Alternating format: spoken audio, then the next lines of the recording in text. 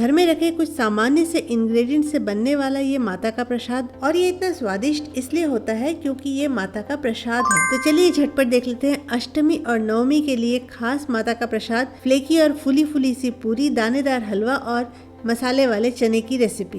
Welcome back to delicious खाना झटपट बनाना। Let's get started. सबसे पहले हम काले चने को भिगो देते हैं। मैंने यहाँ आधा कप काला चना लिया है। आप अपनी रिक्वायरमेंट के हिसाब से 1 कप 1.5 कप जितना भी आपको बनाना हो आप उस हिसाब से काला चना ले सकते हैं। और काला चना को हमें ओवरनाइट सोक करना बहुत जरूरी है। तो इसे हमने बहुत अच्छे से वॉश करके ओवरनाइट सोक कर दिया था। तो ये देखिए, ये सोक किया हुआ काला चना, इसका हम एक्सेस पानी निकाल देते हैं क्योंकि ये चने हमें सूखे बनाने हैं, इसलिए हमें बहुत ज़्यादा पानी की रिक्वायरमेंट नहीं। तो पहले हम पानी सेपरेट कर लेते हैं और चने को हम कुकर में डाल देते हैं और इसमें हम डाल देते हैं 1/4 कप पानी। करीब करीब जितना हम चना लेते हैं उसका आधा ही पानी डालते हैं और साथ ही डाल देते हैं थोड़ी सी नमक अपने टेस्ट के अकॉर्डिंग। और इसे हम हाई फ्लेम पे 1 विसल आने देते हैं और उसके बाद फ्लेम कम करके 8 मिनट तक इसे हम लो हीट पर कुक होने देंगे। अब प्रेशर कुकर को हम अपने आप ठंडा होने देते हैं और तब तक बाकी काम कर लेते हैं। मैंने यहाँ 2 कप आटा लिया है। आप मेजरमेंट के लिए अपने घर की कोई भी कटोरी या कोई भी कप ले सकते हैं। इसमें हम 2 चम्मच तेल डालेंगे और डालेंगे थोड़ा सा नमक। तेल हमें ज़्यादा नहीं डालना है, ज़्यादा तेल डालने से पूड़ियाँ क्रिस्पी बन जाएंगी, लेकिन पूड़ियाँ हमें क्रिस्पी नहीं फ्लेकी चाहिए और साथ ही सॉफ्ट भी चाहिए। आप चाहें तो यहाँ अजवाइन डाल सकते हैं या कुछ मेथी या धनिया, अगर आपको कुछ और भी फ्लेवरिंग के लिए डालना हो तो आप वो भी ऐड कर सकते हैं। इसे अब हम गूँथ लेंगे। गूँथने के लिए अगर आप ल्यूक वार्म वाटर यूज़ करेंगे तो वो और भी अच्छे रिजल्ट्स देगा, और नहीं तो अगर समय कम हो तो आप नॉर्मल वाटर से भी इसे गूँथ सकते हैं। और इसे हम हाथों से बहुत अच्छे से पंच करके मसलते हुए गूँथ लेंगे। और रोटी का आटा जैसे हम गूँथते हैं उससे हल्का सा कड़ा इसे हमें रखना है। ये देखिए, मैं आपको दबाकर दिखा रही हूँ। तो आटा हमारा हो चुका है और आटे को रेस्ट करना बहुत ज़रूरी है। तो इसे हम ढक कर रख देते हैं आधे घंटे के लिए और तब तक हम बना लेते हैं हलवा। हलवा हमें बिल्कुल दानेदार बनाना है और दानेदार हलवा बनाने के लिए मेजरमेंट और प्रोसेस आपको एकदम परफेक्ट अडॉप्ट करना पड़ेगा। तो हम जितना भी सूजी लेंगे उसका 3 गुना हमें लेना है पानी। हम यहाँ आधे कप सूजी से हलवा बनाएंगे तो मैंने यहाँ 1.5 कप पानी लिया है और इसमें जितना हम सूजी लेते हैं उतना ही हम डालेंगे शक्कर।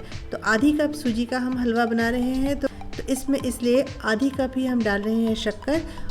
और साथ ही मैं डाल रही हूँ थोड़ी सी कुटी हुई इलायची, या आप इलायची का पाउडर भी डाल सकते हैं। और इसको कोई हमें चाशनी नहीं बनानी है, सिर्फ शक्कर घुलने तक हमें इसे गर्म करना है। और जैसे ही शक्कर घुल जाए इसे हम उतार कर रख देंगे। और अब हम लेंगे एक पैन, इसमें हम बिल्कुल थोड़ा सा घी डालेंगे और घी में आप अपनी मनपसंद ड्राई फ्रूट्स को थोड़ा सा सेक लीजिए। काजू बादाम इन सबको हमें 30 से 35 सेकंड तक बस भूनना है और उसे हम निकाल कर रख लेते हैं। और किशमिश अगर डालना हो तो उसे आप बहुत अच्छे से 4 से 5 बार अच्छे से धो लीजिए। और इन सब ड्राई फ्रूट्स को हम रख देते हैं। अब इसी पैन में हम डाल देते हैं थोड़ी सी और घी। नॉर्मली हलवा के लिए जितना हम सूजी लेते हैं उतना ही हमें शक्कर लेना होता है और उतना ही हमें घी लेना होता है पिघला हुआ, और सूजी से 3 गुना हमें पानी लेना होता है। तो हमने आधी कप सूजी ली है तो हमें घी भी आधी कप ही चाहिए। लेकिन आजकल सब लोग हेल्थ कॉन्शियस हैं तो आप घी की क्वांटिटी थोड़ा और कम भी कर सकते हैं। तो इस घी में हम सूजी को बिल्कुल धीमी आंच पर धीरे धीरे भूनेंगे। करीब करीब 7 से 8 मिनट का समय लगेगा। और आप धीरे धीरे देखेंगे कि सूजी का कलर बिल्कुल चेंज हो गया है, हल्का सा गुलाबी सा हो गया है और इससे बहुत अच्छी खुशबू भी आ रही है।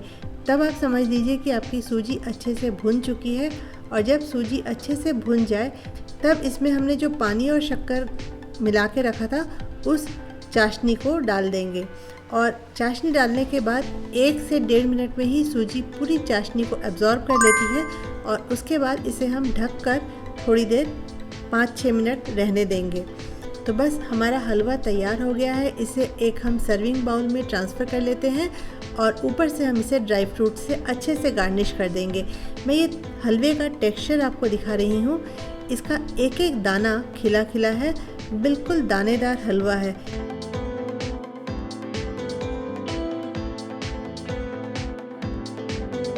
अब हम प्रेशर कुकर को खोल के देख लेते हैं चने हमारे कुक हो गए हैं कि नहीं।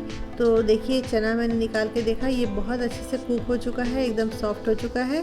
तो अब हम चने को बना लेते हैं। इसके लिए कुकर से जो एक्सेस पानी है इसे हम पहले निकाल लेते हैं, क्योंकि चना तो हमें ड्राई ही बनाना है। तो इस पानी को निकाल कर हम रखते हैं। इसमें हम एक्चुअली सारे मसाले घोल लेंगे ताकि हमारे मसाले जले नहीं। और यहाँ मैं डाल रही हूँ थोड़ा सा धनिया, थोड़ा सा लाल मिर्च। अगर आप बच्चों के लिए बना रहे हो तो लाल मिर्च ना डालना चाहें तो छोड़ भी सकते हैं। थोड़ी सी हल्दी, थोड़ा सा अमचूर पाउडर और थोड़ा सा भुना हुआ जीरे का पाउडर। और इसमें चने का जो बॉईल किया हुआ पानी था उसे हम डाल देते हैं। उस पानी को हमें वेस्ट क्यों करना, उसमें हम मसाले घोल लेते हैं। तो अब ये मसाले का हमारा पेस्ट सा तैयार हो गया। अब एक कढ़ाई में हम डाल देते हैं 2 टीस्पून वेजिटेबल ऑयल और इसमें हम डाल देते हैं थोड़ा सा जीरा। और जीरा डालने के बाद जो मसाले का हमने पेस्ट बना के रखा था उसे डाल देते हैं। इसमें एक अच्छी सी उबाल आने देते हैं और उसके बाद हम बॉईल किए हुए काले चने इस पे डाल देंगे और सारे मसाले इस तरीके से काले चने को अच्छे से कोट कर लेंगे। और ये काले चने जब थोड़ा सूख जाएं तब इसमें हम ऊपर से ऐड कर देते हैं गरम मसाला। और अब देखिए चने में सारे मसाले कोट हो चुके हैं और ये सब्जी भी हमारी तैयार हो गई है। इसे हम उतार कर रख देते हैं।